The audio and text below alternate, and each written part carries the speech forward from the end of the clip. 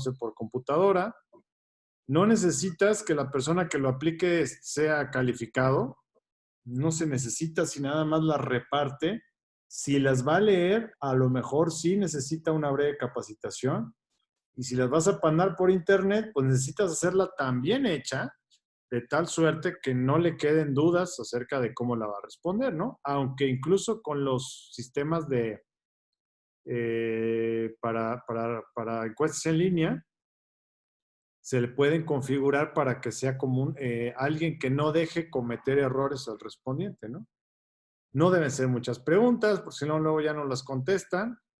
Y aquí dice que la duración debe estar de un promedio de 20 a 60 minutos. Yo dijera que de unos 20 minutos máximo, ¿no? O sea, nadie en su sano juicio, salvo que sea tu novia, le vas a contestar una encuesta tan larga, pero a cualquier otro así, no, estás loco, ¿no? O sea, tiene que ser algo rapidito. Y con las tecnologías se presta a que pueda hacerse muy ágil, ¿no? Los datos de identificación, los que necesites, hay que ponerle una introducción y decir para qué es. Y sobre todo hay que hacer sentir al respondiente que no lo estás utilizando, ¿no? O sea, te necesito, respóndeme esto y ya te tiro la basura. O sea, hay que, ¿por qué es importante que contestes? ¿Para qué nos sirve? Te voy a compartir los resultados, esto va a servir para esto, ¿sí? O sea, debe tener algún tipo de justificación, si no, pues ¿quién va a querer participar contigo en algo que ni le interesa ni le sirve para nada, ¿no? Pues que las preguntas correspondan con los objetivos, que no sea muy larga, que las condiciones sean adecuadas, no te vas a meter ahí. Cuando la gente va antes de entrar al baño, a ver, contéstame esto, pues no sería buena idea, ¿no? Luego, pues hay que hacer el procesamiento, lo que les decía, de la necesidad, y en el diseño siempre hay que tener presente que esa encuesta me sirve para entender mejor el problema, para alcanzar los objetivos y para responder las hipótesis, ¿no? O sea, o el método empírico. Para eso debe de servir. Si no te sirve para eso, pues entonces está mal cuadrada tu investigación, ¿no? En base a qué se hacen las preguntas, pues recuerden, con los indicadores que ya previamente debimos haber definido en la operacionalización, preguntas claras y precisas, preguntas que no incomoden, preguntas que generen confianza al inicio, y primero lo más simple y luego lo más complejo, ¿no? Pues no preguntas que te hagan sentir mal. Por ejemplo, a una mujer y a ver, ¿me puedes decir su peso? ¿Me puedes dar tu teléfono? Pues, ¿eso qué, no? O sea, eso no se debería preguntar.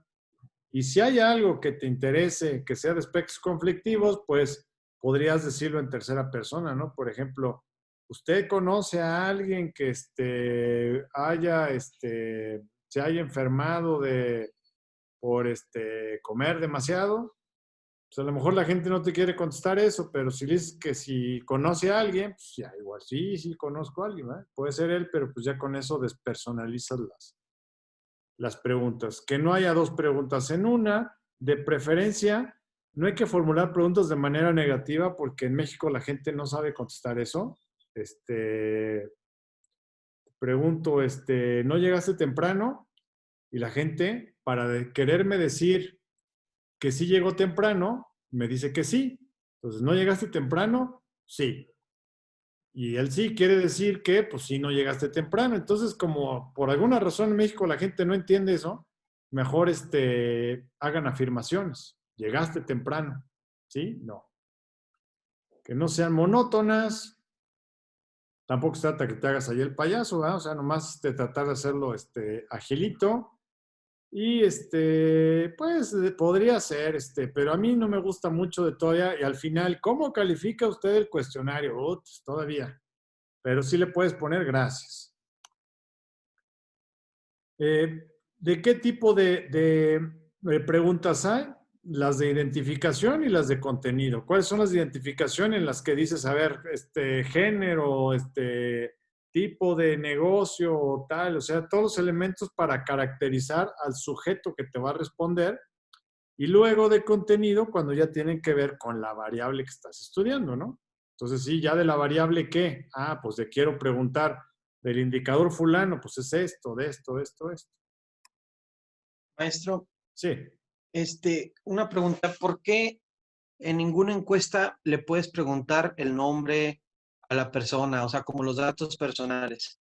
porque Porque yo, existe una ley general de protección de datos personales y acceso a la información. Entonces, para poder hacer eso, primero tendrías que crear un aviso de privacidad, establecer medidas para donde digas cómo lo vas a hacer, enviárselo a ¿cómo se llama?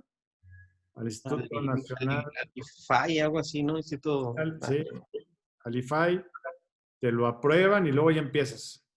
Entonces, como es tanto rollo, y además, esa es una. Y la otra es que pues, igual no lo necesitas, ¿no? es lo que, porque, por ejemplo, le pregunto esto porque me pasó en la universidad, por ahí creo que también nos daban una clase de tesis, algo así, y no sé, se ponían a aplicar encuestas y ahí está toda la población de la FECA contestando encuestas. Entonces, en unas veía que pues venía tu nombre, edad y eso, o sea, cosas que domicilio y eso, y pues tú le preguntabas al que te estaba encuestando, ¿y por qué me la haces? Y luego, dice, no, pues es que son datos, o sea, ni sabían por qué. Sí. Por eso que, Es que, ¿para qué te sirve el nombre? Para fines de conocer el estado de la variable uso de las fintech. Pues, como para qué, ¿no? ¿Para qué quiere su teléfono? Para saber, ¿para qué quiere su... Si quiero saber, no sé, por ejemplo, estatus socioeconómico, se pregunta, ¿tiene casa? Sí o no. ¿Tiene coche? Sí. ¿Cuántos? Tantos. En su casa tiene computadora, internet, sí. Y entonces con algunas cuestiones de ese tipo, yo ya puedo clasificarlos, ¿no? O sea, ¿cuántos empleados tiene? Ah, pues ya sé que si es una empresa grande, pero no le va a preguntar, oye, ¿y te va bien? ¿Y cuánto ganas? Pues no, ¿verdad? Eso no te lo van a responder. O que te van a decir mentiras, ¿no? para quedar bien también. Pues sí. ¿Qué tipo de preguntas, de acuerdo al grado de libertad, pueden ser no estructuradas, totalmente abiertas? Pueden ser cerradas o estructuradas o pueden ser mixtas, en las que preguntas una parte cerrada y luego abierta, ¿no? ¿Está usted de acuerdo con esto, sí o no? ¿Por qué? El problema de estas cerradas o estructuras, aquí yo los que les recomiendo, pues el sí y no, a veces sí es necesario porque no hay otra, ¿no? ¿Está usted embarazada, sí o no? ¿Sí? ¿Tienes hijos, sí o no? Pero, ¿qué le parece el servicio de la cafetería? ¿Es bueno el servicio de la cafetería? ¿Sí o no? Ahí, pues ya te estás Profesor, metiendo en un maniqueo, ¿no? Donde nada más, o sí o no. Y lo ideal en la investigación es poner escalas, ¿no? Abiertas para que la gente del 1 al 5, ¿qué te parece? Dime, Osiris. una pregunta, por ejemplo, yo considero, bueno, siendo que, siento que a veces es difícil, bueno, no difícil, sino que a la gente le da un poco de hueva contestar las preguntas en Bastante. una... ¿Usted qué recomienda? Por ejemplo, yo veo abiertas y, por ejemplo, que le des la opción de que aviente su choro. ¿Qué recomienda usted? O bueno, también yo sé que a lo mejor puede depender del tipo de investigación, pero usted a lo mejor, para ahorita lo que vamos a Yo no trabajar hago nosotros, ¿qué abiertas, recomienda? yo no hago abiertas, solamente si acaso al final, no hago abiertas, uso escalas, por lo menos de 5 niveles, y esas de escalas se las pongo así, todas alineaditas para que solamente lea una instrucción y luego vaya leyendo, ¿no? Pues qué tal cosa, pues totalmente de acuerdo, y así. Porque si tú, te pones a hacer preguntas abiertas, Como la evaluación de los profesores. nadie te las contesta. Como los exámenes de los profesores, sí, pues ahí es obligatorio contestarlos, pero acá, pues no, ¿verdad? No, ya hay que evaluar los profesores, bueno, se ha visto y aparecen circulitos. Son puras Así, cerradas, ¿no? ajá. Sí, sí, sí, eso es lo mejor. Imagínate que te pusieran puras abiertas, La opción es al final poner, ¿tienes algún comentario abierto? Pues órale, ahí sí, ¿no? Pero que sea opcional, pero sí, no, como dices, depende del tipo de investigación. Pero ya si yo lo que quiero es levantar más información al respecto, mejor le bajo a la cantidad y elijo algunas personas a las que mejor no les hago encuesta y sé que me pueden dedicar una hora y les hago una entrevista, ¿no? Y ahí obtengo mucho más información, la grabo y tengo otro tipo de datos. Con una cuestión, ¿no? Que las respuestas abiertas, para analizarlas, no se hacen con un análisis de tipo cuantitativo, sino cualitativo, que tiene que ver con el análisis del contenido, que eso también te lo complica, ¿no? O sea, ahí no aplica la estadística. Ok, gracias, profesor. Sí. Maestro, y por ejemplo, cuando son abiertas, ¿cómo capturas la información si cada quien da su opinión? O sea, ¿qué se hace en esos casos? Sí, mira, pues términos muy rapiditos. Lo que se hace es estudiar la teoría y luego empiezas pues a leer las respuestas de uno, de otro, de otro. Empiezas a ver cuáles son los elementos que se repiten y empiezas a armar lo que se llaman categorías. Y después de seguir leyendo y leyendo, empiezas a establecer si esas categorías se relacionan entre ellas, si hay relaciones de causalidad, de si una se repite más cuando está esto, y hasta ese nivel llega. Y ya que tienes las categorías, te empiezas a hacer tú un análisis de lo que tú interpretas de lo que se dijo.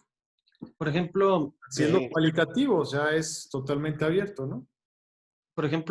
digamos que ahorita un ejemplo, ¿qué te parece a ti cuando llueve? Y que digan, que respondan, es que para mí la lluvia no me gusta porque me mojo y me pongo triste. Y Ujú. varios dicen lo mismo, me mojo y me pongo triste. Entonces, esos serían factores que se A lo mejor tristeza es una categoría que habría que considerar. Y a lo mejor te aparecen 3, 4 o 5 cosas que tienden a repetirse y con esas empiezas a identificar cómo entre ellas pueden tener relación y luego haces la interpretación. Ok. Yo Más, no, yo no le entro a eso, porque a mí se me no, hace ya no. muy abstracto, pero hay investigación de ese tipo, ¿no? Y les iba a decir, por ejemplo, seguramente han visto las gráficas ¿cómo les llama? De palabras.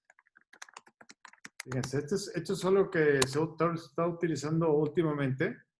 Miren, a ver si la ven. ¿Sí la ven? Sí, maestro. Esto es una combinación entre cualitativo y cuantitativo. Por ejemplo, hago preguntas abiertas y luego el software me analiza cuáles son las palabras más repetidas y de acuerdo a lo que se repiten las va poniendo más grandotas. Y entonces, pero no hay una interpretación, solamente es el conteo de las palabras, ¿no? Entonces, pero bueno, esa gráfica te ayuda de entrada a identificar las categorías y luego ya, podrías luego ir a lo siguiente, que es ver cómo se relacionan. ¿Así se llama, profesor? ¿Gráfica de palabras? Gráfica de palabras, nube de palabras. Está interesante, la verdad no sabía yo eso. Pero sí, está muy Ese cool. tipo de herramientas las utilizan más en Marketing. conferencias en el trabajo que se hacen las encuestas en vivo. Le Ujú. digo porque eso lo manejan en la empresa donde yo trabajo y para obtener los resultados, pues sacan este tipo de gráficos y lo utilizan para las evidencias que les piden, porque algo de mejora y de recursos humanos siempre nos preguntan. Una lluvia de ideas, ¿no? Y luego Ajá. aquí recoge lo que más se repite. Sí, sería más como para cuestiones o preguntas o cuestionarios en vivo, no así como lo podríamos manejar en nuestras investigaciones. Sí, pues mira, o sea, podrías tener tú preguntas abiertas, luego esas preguntas abiertas, si lo haces a través de una plataforma, pues ya queda capturado y le dices, ¿no? Hazme la gráfica esta de nube de palabras para la pregunta 5, ¿no? Entonces va el software va a escanear las palabras y me las va a decir, a ver, la que más se repite es tal, luego esta,